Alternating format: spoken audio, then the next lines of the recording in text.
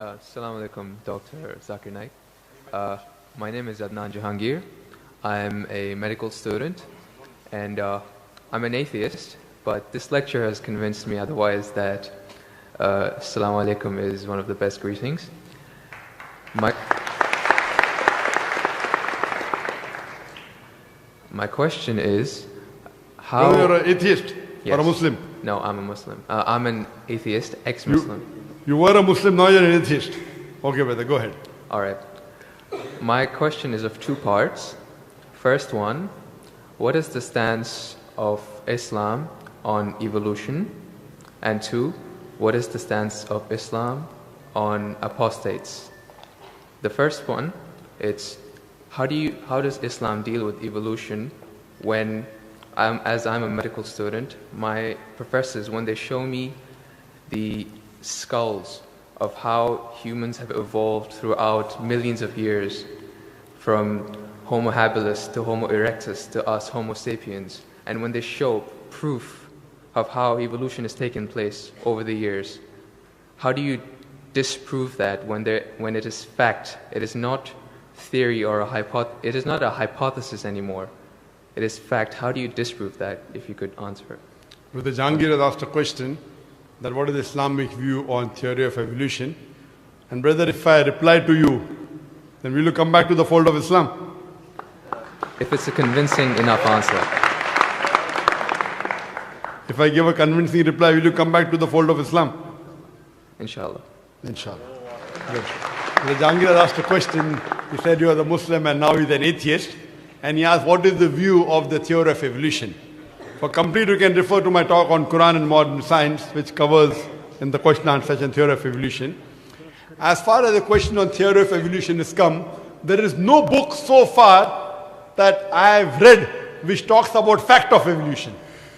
Theory of evolution means the theory. And when we talk about theory of evolution, we start thinking of Charles Darwin. He wrote a book called The Origin of Species.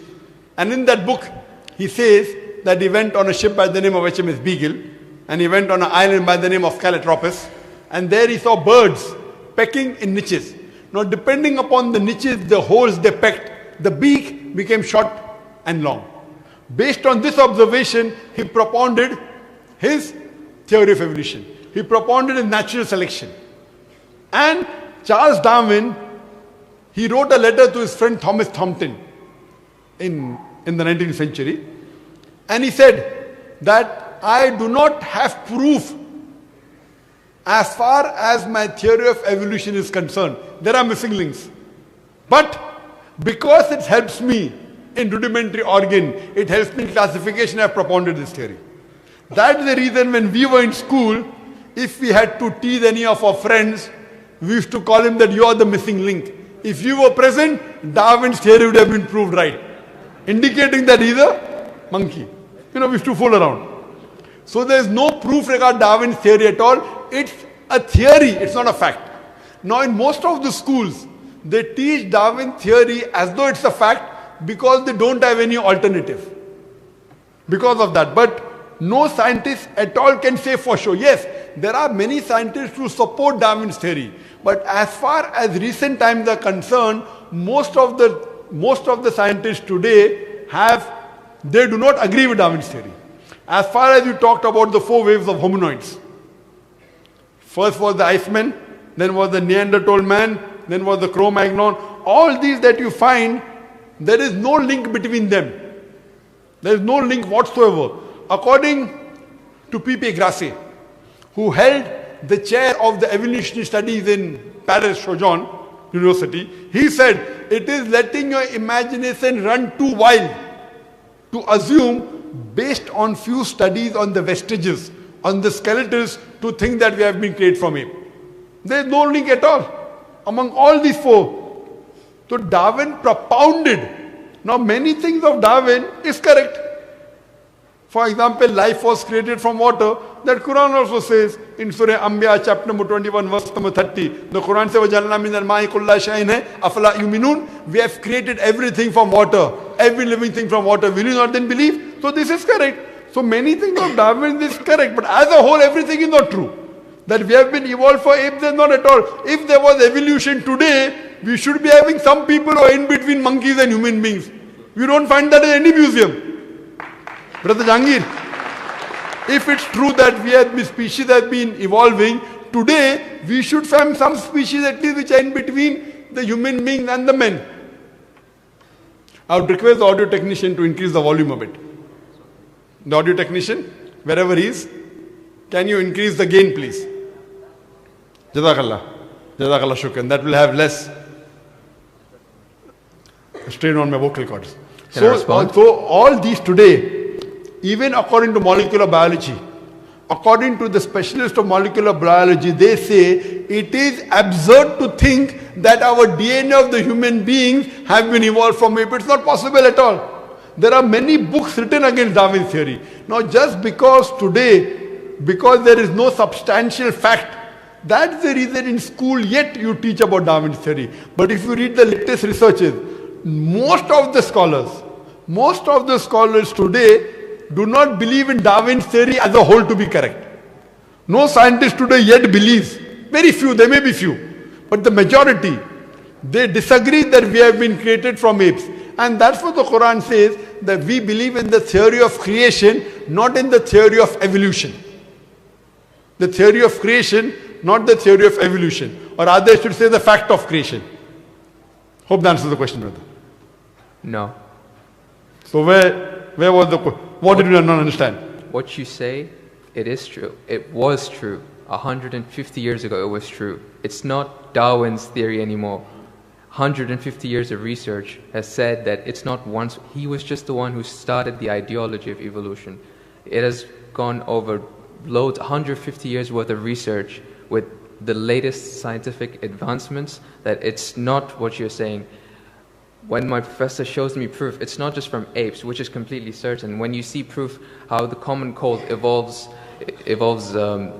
pathogen, like when it changes its own morphology just to keep up to date with today's vaccines, it's evolving its defense mechanisms against today's latest vaccine. Brother, that's let me tell you one thing. Right there. Let me tell you one thing. It's not Darwin's theory anymore. Let me tell you one thing, brother.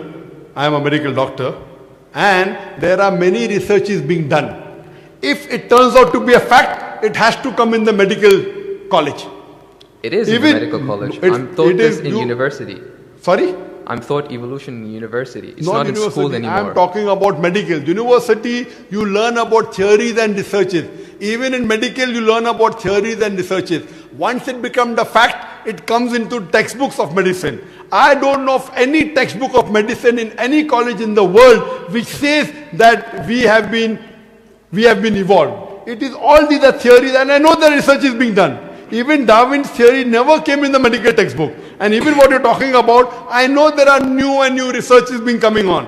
But none of them yet has proved it to be a fact of evolution.